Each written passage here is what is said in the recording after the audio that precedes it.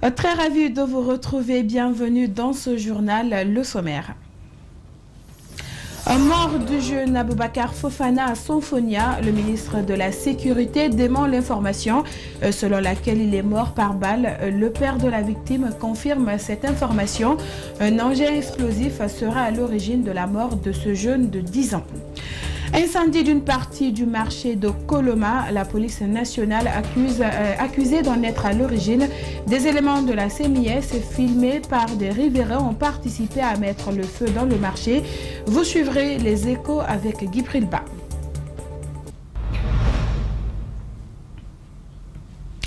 Mesdames et messieurs, bonsoir. La mort du jeune Aboubacar Sidiki Fofana hier à Sonfonia a suscité de vives réactions sur la toile et dans les médias. Beaucoup ont parlé d'une mort par balle en indexant les forces de sécurité et ces informations ont été démenties par ses parents qui ont tenu à rétablir les faits dans leur contexte. Et selon le père de la victime, son fils âgé de 9 ans a été tué après l'explosion d'un airbag en flammes dans des ordures et 2 autres de ses frères ont été blessés. Idrissa Bari et Ibrahima Souri Kamara se sont rendus dans la famille. Suivez. C'est aux environs de 10 heures qu'Aboubacar Sidiki Fofana, âgé de 9 ans, après avoir quitté l'école, s'est rendu dans l'enceinte de cette cour pour jouer au football avec ses frères et ses camarades. De loin, ils ont aperçu une fumée qui s'échappait. Des enfants du quartier, qui voulant récupérer le métal, ont mis du feu sur l'airbag de voiture qu'ils ont pris à la casse. Curieux comme tout enfant de son âge, Sidiki et ses 2 frères s'approchent pour voir de quoi il s'agit. Entre-temps, une explosion retentit et un métal le touche, causant une fracture ouverte de son crâne. Ils ont vu maintenant que ça brûlait. Ils sont venus maintenant pour voir exactement ça s'agit de quoi. Ça s'est coïncidé à l'explosion maintenant de l'engin en question. Quand l'engin s'est explosé, c'est parti au mur et a attrapé la tête du petit. Son petit frère aussi, et son grand frère aussi, ça va attraper maintenant sur le pied de son grand frère. Et son petit frère, il y a les loussures maintenant qui étaient dans l'engin, qui sont versés sur lui. Voilà maintenant ce qui s'est produit maintenant. Après, quand on a pris l'enfant en premier lieu, mais ça avait fait plus de 30 minutes, l'enfant était là, tout le monde avait eu peur de prendre. L'image de cet accident a vite fait le tour des réseaux sociaux et de certains sites d'information avec des internautes qui ont voulu faire porter le chapeau aux forces de l'ordre sous prétexte que c'est une balle qui aurait touché le petit. Son oncle réfute cette accusation et apporte des précisions. Non, c'est très loin même d'une balle, c'est très loin même du goudron. C'est un lieu où les enfants jouent. Ils sont venus maintenant pour brûler des fers. Parce qu'à chaque fois qu'ils ramassent des fers, ils le brûlent d'abord avant de revendre. Sur le même coup, les frères de Sidiki et 2 autres enfants ont aussi été touchés par les débris de cette explosion, causant des blessures graves sur leur corps. Sidiki, qui a rendu l'âme hier aux environs de 17 h à l'hôpital d'Onka, a été inhumé ce jeudi au cimetière de Sonfonia à Casse. Et puis de graves accusations contre des agents de force de l'ordre après l'incendie d'une bonne partie du marché de Koloma. Des magasins et boutiques sont partis en fumée et plusieurs marchandises ont été réduites en cendres. Et comme vous le voyez sur ces images, des éléments de la police, notamment de la CMIS, sont pointés du doigt par les victimes. Dans ce reportage exclusif de Guy Prilba, on aperçoit des agents agir sur le lieu. Ce sont des images inédites des policiers en action, en train de brûler des tabourets et des étalages au marché de Koloma.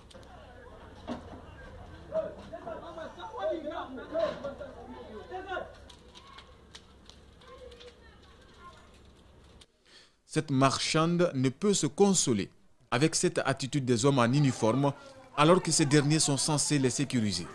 Elle n'est pas la seule à avoir la mort dans l'âme. Son petit magasin rempli de plusieurs articles a essuyé la colère des policiers. J'habite à Kagbeling. On m'a appris que mon magasin a pris feu. Ils m'ont dit que les policiers ont brûlé mes marchandises et c'est ce que j'ai trouvé. De nombreux lieux ont été ainsi consumés. À la suite de cet incendie, c'est l'émotion et la consternation qui habitent les marchands de Koloma. Ils ne doivent pas casser nos véhicules. Là où je gare appartient à un des leurs. C'est là qu'il gagne sa vie. Pourquoi ils s'en prennent aux véhicules et nous agressent? Je ne sais pas, regardez, un porte de l'ordre qui doit protéger le bien des gens, c'est lui qui vient brûler les marchandises des gens, à casser les vitres des véhicules, les parcs des véhicules des gens, bien casser de ça. Vraiment, c'est dommage, mon frère. Les forces de l'ordre sont accusées par plusieurs citoyens de commettre des exactions. Quelques-uns utiliseraient même des armes à feu contre les populations sur l'axe. Et pour le respect de la loi portant sur le maintien de l'ordre public en République de Guinée, le directeur général de la police nationale hausse le ton et s'indigne du comportement désobligeant des agents de sécurité observés sur les réseaux sociaux. Et dans une note circulaire rendue publique ce mercredi 15 janvier 2020, le général Ansoumane Camara a annoncé la mise en place d'une commission d'enquête spéciale pour chercher et pour identifier les auteurs de cet acte qu'il juge affreux et qui, selon lui, n'honore pas la police nationale. La CENI privée de ses 7 commissaires est toujours dans la volonté d'aller aux élections du 16 février. Elle a procédé ce matin au lancement officiel des opérations d'affichage des listes électorales provisoires à Matoto. Le reportage de Mamadou Saluba et d'Ibrahima Souma est rendu en studio par Mamadou Kalisso. Alors que beaucoup craignent un report, alors que les partis ténors de l'opposition continuent de bouder le processus électoral, la CENI de son côté retrousse davantage ses manches. Ce matin, dans la commune de Matoto, elle a lancé les opérations d'affichage des listes électorales provisoires. C'est tout simplement procéder au lancement officiel au niveau de la commune de Matoto de cette importante phase d'affichage et de correction des listes électorales provisoires pour permettre à tous les citoyens qui se sont fait enrôler dans les semaines qui sont passées de venir vérifier si les informations les concernant sont des informations correctes. Pour la réussite de l'opération, les chefs de quartier et membres de démembrement de la CECI de Matoto sont invités. Les citoyens auront 5 jours seulement pour signaler toute anomalie. Mais qu'importe, il faut faire rapidement et permettre aux citoyens d'aller voter. Normalement, ces opérations d'affichage et de correction des listes électorales sont censées prendre fin le 20. Dès après ça, c'est les corrections et le traitement des réclamations. Et ensuite, on va procéder à l'édition des cartes d'électeurs. L'affichage de ces listes électorales pourrait commencer dès demain sur toute l'étendue du territoire national. Après Matoto, le commissaire David va se rendre à Matam et à Kaloum pour lancer les opérations d'affichage de ces listes électorales. Pour les communes de Ratouma et de Dixine, rien n'est sûr. Je n'en sais absolument rien, comme ce n'est pas des localités qui sont dans ma juridiction. Je ne sais pas très bien ce qui est occupé à s'y passer maintenant. Mais je suis convaincu que ma collègue aurait très certainement adopté la même méthodologie d'approche que moi. Le commissaire rassure néanmoins que la date du 16 février est tenable. La campagne électorale devrait être lancée normalement depuis mardi et 15 jours devraient être accordés pour la correction des listes électorales provisoires au lieu de 5 jours prévus par la CENI. La date du 16 février sera-t-elle respectée? Certains membres des démembrements de la CENI n'y croient pas et ont profité de ce lancement des opérations d'affichage des listes électorales pour interpeller l'honorable David Camara sur quelques irrégularités pouvant décrédibiliser les scrutins. Mamadou Saluba et Ibrahima Camara, reportage. C'est une révélation faite en pleine réunion. Le commissaire David donnait une précision quand soudain dans la salle, un membre de la CECI de Matoto, preuve à l'appui, saisit l'opportunité pour informer que 2 commissaires de la CECI de Matoto sont remplacés par le RPG Arc-en-Ciel. Ces éléments-là viennent de la structure du RPG Arc-en-Ciel qui doit être remplacés automatiquement. C'est ce que je viens de dire. On ne doit pas les remplacer. Une fois que vous prêtez serment, vous êtes maintenant sous l'autorisation de la CENI. Ce n'est pas l'autorisation de la structure qui t'a désigné. Le document attestant le remplacement des 2 commissaires est signé par les mandataires du RPG Arc-en-Ciel le 30 novembre dernier. Il révèle que les 2 personnes sont remplacées pour des comportements incongrus et incompatibles au bon déroulement du processus électoral.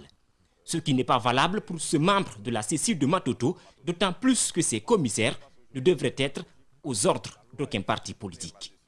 C'est comme si vous prenez le code électoral, dans son article 11, vous pouvez prendre, vous allez voir, c'est très bien précis. Et c'est au niveau des commissaires centrales, c'est-à-dire au niveau de la CENI, où là, si des cas de maladie sont avérés, ou si la personne démissionne, ou si la personne vraiment essaye de participer à une réunion politique et qui est constatée avérée, là, on avise directement la Cour constitutionnelle. Certains membres de la CECI de Matoto constatent plusieurs dérapages, causés souvent, selon eux, par des autorités locales qui s'ingèrent dans le processus. Un des vice-maires qui est M. Traoré, dans mon démembrement d'Amodi, j'ai fortement discuté avec lui parce qu'il est venu s'impliquer, s'ingérer dans la gestion du processus électoral. Chose qui ne se doit pas. Parce que nous sommes là, nous ne nous présentons pas en tant que commissaire de tel parti, mais nous nous présentons en tant que commissaire de la CENI. Dans ces conditions de traitement, certains membres de la CECI de Matoto craignent pour la réussite des élections. Ils demandent le retour des commissaires remplacés au risque de boycotter le processus. Et décidément, les choses ne s'arrangent pas pour l'État après le secteur de l'éducation. Les pharmaciens se préparent à déclencher leur grève à partir du 20 janvier prochain. Et l'Ordre des pharmaciens de Guinée ont enfermé les pharmacies pendant 3 jours. Leur décision est motivée par la non-satisfaction par le ministère de la Santé de leur plateforme de revendication portant sur la limitation du nombre de sociétés grossistes et répartiteurs, l'installation et le fonctionnement de la brigade de répression Médicrime. On écoute Dr Manizé Collier, secrétaire général du syndicat des pharmaciens en Guinée. Considérant que le rapport de la commission d'évaluation des 58 sociétés grossistes répartiteurs est déposé depuis le 9 octobre 2019, considérant à ce jour la non-satisfaction des points de revendication formulés dans le préavis de grève du 20 mars 2019, à savoir pour l'essentiel la limitation du nombre des sociétés grossistes répartiteurs évoluant en Guinée, l'installation et le fonctionnement de la brigade de répression Médicrime pour assurer la fermeture des points de vente de faux médicaments par les non-professionnels dans les marchés et le long des routes, la réinstallation soutenue des pharmaciens à l'intérieur du pays, les organisations professionnelles de la pharmacie décident de déclencher une grève de 3 jours à compter du lundi 20 janvier 2020 par la fermeture des officines privées sur toute l'étendue du territoire national.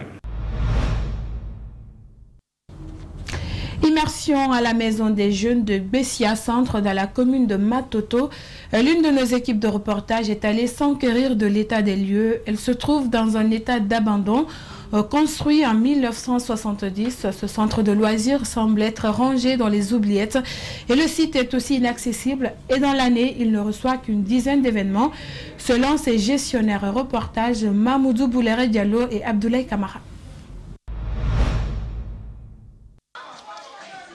Voici la maison des jeunes de Bessia Centre, l'une des plus anciennes de la capitale Conakry ayant produit des célébrités dans le passé. Au-delà de son état de vétusté, le directeur adjoint de la maison la trouve insuffisante pour les jeunes. Il faut reconnaître que des difficultés l'on a connues et il faut aussi dire que c'est la maison des jeunes la plus abandonnée de la République de Guinée, honnêtement. Depuis des années, cette maison a perdu son nom d'entame. Entre insalubrité et son état d'abandon, l'édifice se plonge dans un désarroi, dénoncent les premiers utilisateurs de lieux. Je suis prêt même à dénoncer certains cas et des lieux on a écrit. Nous avons écrit à l'autorité, dénonçant ces points noirs qui assaillent complètement notre quartier. Ce responsable a connu cet endroit de loisirs dans ses beaux temps. Il n'est pas d'accord avec la gestion actuelle. Géré par la jeunesse, et il y a un comité de gestion, peut-être qui ne fait pas son travail. L'accessibilité de la maison des jeunes pose aussi problème. La route est quasi impraticable. À cela s'ajoute l'insalubrité qui caractérise les endroits. Donc cela ternit même l'image de la contrée. Malgré qu'il n'y a pas de bonnes concessions, mais vous avez vu l'état d'immondice, les eaux qui sont stagnées un peu partout, donc on ne peut pas vivre dans ça. Conséquence, la maison ne fait plus de recettes. David Touré dit qu'à la différence des autres maisons des jeunes dans les autres communes, celle de Bessia a du mal à s'en sortir. Récemment, des jeunes du quartier se sont mobilisés pour bitumer la route qui mène à cet endroit long de 200 mètres. Le ministère de la Jeunesse a annoncé un projet de rénovation dont les premiers agrégats devaient venir le 10 janvier dernier, selon David Touré. Le rendez-vous n'a pas été respecté. Et sur un autre plan, l'école des Soumiers de Boulbinet est confrontée à d'énormes difficultés, dont entre autres le manque d'enseignants et l'insuffisance des salles de classe. Et cela joue sur l'éducation des élèves. Rosaline Gauthier-Monemo et Amara Alexio Silla, reportage. Cette école a été construite par le gouvernement guinéen en partenariat avec le Corps de la Paix, une institution américaine. Il est composé de 8 salles de classe qu'occupent la maternelle et le primaire. C'est seulement en 2001 que cette école a pu avoir le secondaire. Mais par manque de ressources humaines, cela n'a pas continué. On a eu le collège ici en 2001. Donc au collège, j'enseignais seul toutes les 8 matières parce qu'il n'y avait pas d'enseignants, il n'y avait pas de professeurs. Après, on a pu trouver 3 professeurs, un professeur de chimie, de physique et de la mathématique. Donc on a continué jusqu'en 10e année. On a eu même un sourd-muet qui a pu avoir son brevet ici. Mais après ça, les enseignants nous ont tous quittés parce qu'ils n'ont pas été encouragés. Bon. Aujourd'hui, les responsables de l'école sont obligés d'orienter les élèves dans l'enseignement professionnel. À ce niveau aussi, les élèves sont confrontés à des difficultés de communication. Nous avons été obligés d'orienter les enfants vers formation professionnelle dans 3 filières. Menuiserie, maçonnerie, plomberie sanitaire. Donc, même là-bas aussi, nous avons rencontré les mêmes problèmes. Langue des signes, c'est tout le problème. Les enfants ont abandonné. Aujourd'hui, ils sont à la charge de leurs parents. Le directeur de cette école planifie de former les enseignants à la langue des signes avant de rouvrir le secondaire. Il prépare des manuels didactiques afin de faciliter la tâche aux enseignants. En entendant de former les enseignants pour les suivre au collège, même s'ils vont dans les centres de formation professionnelle, les anciens formateurs qui sont là-bas doivent être formés aussi en langue des signes. Je prépare des manuels pour ça aussi. C'est pourquoi je demande protection de la langue des signes et des manuels de formation en langue des signes. Beaucoup d'institutions soutiennent cette école, dont l'ONG des sourds, car les membres de cette organisation non gouvernementale sont en majeure partie des élèves de ce centre de formation. L'ONG Africa, dont la mission est de contribuer à l'amélioration du statut socio-économique des femmes, vient d'achever son projet de prise en charge intégrée des jeunes filles vulnérables. Et durant la mise en œuvre de ce projet, financé par Muskoka, géré par l'ONU Femmes du Sénégal, ce programme a permis à cette structure de protéger et de rendre autonomes 50 jeunes filles et femmes à Conakry et à Koya. Idrissa Bari et Lamine Silla pour plus de détails. Elles sont pour la plupart victimes de déscolarisation, mariage précoce et forcé, violence conjugale et abandon. Pour leur permettre d'être autonomes en leur permettant d'avoir une activité génératrice de revenus, Wafrica, à travers le fonds Muskoka géré par ONU Femmes Sénégal, a initié un projet de prise en charge intégrée des jeunes filles vulnérables. Grâce à ses soutiens, cette dame a pu créer un atelier de couture et cette autre dame a développé son commerce. Je n'avais personne pour me soutenir à développer mon activité, puisque je travaillais dans ma maison. C'est ma rencontre avec Wafrika Guinée qui m'a permis d'ouvrir mon atelier de couture. Je n'avais pas assez de moyens, mais à présent, je remercie Dieu. Maintenant, je me débrouille pas mal avec Wafrika qui m'a vraiment soutenu. Je ne le remercierai pas assez. Ce projet de Wafrika a touché 50 filles, dont 35 à Conakry et 15 à Koya. Dans son exécution, les participantes ont bénéficié d'un appui psychothérapeutique professionnel, incluant des séances individuelles et de groupe. Un programme de coaching en développement personnel et des formations en montage et gestion d'une activité génératrice de revenus en vue de les préparer à une meilleure insertion professionnelle ont été fournis à ces femmes. C'est le cas de ces bénéficiaires de Koya. Wafrika Guinée m'a beaucoup aidé. Avant, j'avais du mal à bien gérer mon commerce. Mais au terme de la formation avec eux, j'ai acquis beaucoup de connaissances et à présent, mon activité se porte mieux. Même s'ils ne nous avaient pas donné cette machine ou des fonds, la connaissance qu'ils nous ont donnée est en soi énorme. Par exemple, si tu as 5 000, comment multiplier cela en 50 000 francs? Alors, grâce à cet appui de Wafrika, désormais, je peux assurer la charge de ma famille. Ce projet s'est déroulé du 14 octobre au 31 décembre 2019 en collaboration avec la Direction nationale de la santé familiale et de la nutrition. Il s'inscrit dans le champ d'action de Wafrika Guinée qui est de lutter contre toute forme de violence faite aux filles. Si tu as un problème, tu ne peux même pas penser à être autonome, tu ne peux pas penser à mener une activité normale. Donc nous visions à sortir ces femmes-là de ce phénomène-là et de les aider à s'autonomiser. Et nous pensons qu'au jour d'aujourd'hui, nous pouvons estimer qu'on a atteint l'objectif visé. Wafrika Guinée, au-delà de la formation, a aussi accompagné ses filles dans l'obtention des pièces d'identification, notamment la carte nationale. Cette structure de la société civile guinéenne, dans le cadre du suivi des activités, a mis à la disposition de ces jeunes femmes des outils de suivi de leur activité en leur assistant dans l'ouverture de comptes bancaires pour une inclusion financière afin de pérenniser leur business. Sport à présent, le club olympique de Kakandé se frotte au grand. Il jouait contre l'AS Kaloum hier mardi au stade Cabinet Kouyaté de Matoto et ce match amical était une occasion pour les jaunes et verts de Kaloum de mieux affûter leurs armes pour leur prochaine sortie contre le Wakri AC ce samedi au compte de la 7e journée du championnat national Ligue 1 Pro au stade du 1er mai de Bokeh. La rencontre s'est soldée par le score de 4-1 pour l'AS Kaloum. Souma Moussa Campos a assisté à la rencontre et suivi son reportage. Dans cette rencontre dominée par l'association sportive de Kaloum, les poulains de Lucien Marin ont surclassé les protégés du coach Ibrahima Diaby Véron 4-1 sur les installations sportives de proximité de Matoto, Cabinet Kouyaté. L'entraîneur Lucien Marin s'est félicité de la victoire de son équipe, mais a reconnu le fond de jeu produit par les joueurs du club olympique de Kakandé durant les 90 minutes. J'étais très content de l'intensité que les deux équipes ont pu mettre. Du début jusqu'à la fin, on a senti que chacune des deux équipes a toujours voulu gagner.